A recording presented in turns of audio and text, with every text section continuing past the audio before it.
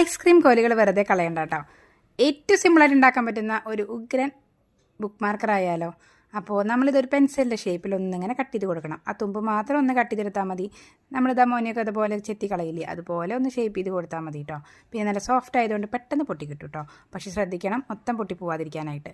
അപ്പോൾ ഇനി അത് കഴിഞ്ഞാൽ ബാക്കിലൊരു തുള കൂടി ഇട്ട് കൊടുക്കണം. അതാണ് കുറച്ചുകൂടി ടാസ്ക്. കാരണം ഇതിൻ്റെ മുകളിൽ തുളയ്ക്കുമ്പോൾ ബാക്കി കനം കുറവായതുകൊണ്ട് പൊട്ടിപ്പോകാനുള്ള ചാൻസ് ഉണ്ട്. എന്നാലും ശ്രദ്ധിച്ചിട്ട് നമ്മളൊരു കുഞ്ഞനോട്ടം ഇട്ട് കൊടുക്കുക.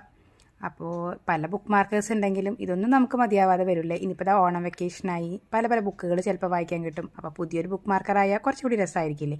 അപ്പോൾ ഇതാ നമ്മളിതുപോലെ ത്രെഡ് ഉപയോഗിച്ചിട്ട് ഒരു ചെറിയ കുഞ്ചലും ഷേപ്പിൽ ഉണ്ടാക്കി എടുത്തിട്ടുണ്ട്. അതൊന്ന് ഈ ഓട്ടയിൽ കൂടെ കോർത്തെടുക്കുക വേണ്ടൂ.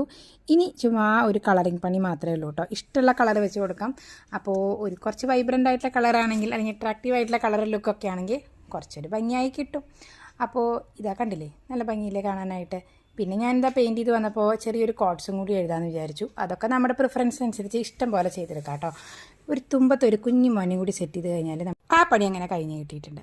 ഇനി ഇത് ഏതെങ്കിലും ബുക്കിൻ്റെ ഇടയിലില്ല, ചുമ്മാ വെച്ച് നോക്കി ഒരു ഫോട്ടോ ഒക്കെ എടുക്കാം. അപ്പോൾ ഇഷ്ടപ്പെട്ട് ലൈക്ക് ചെയ്യാം.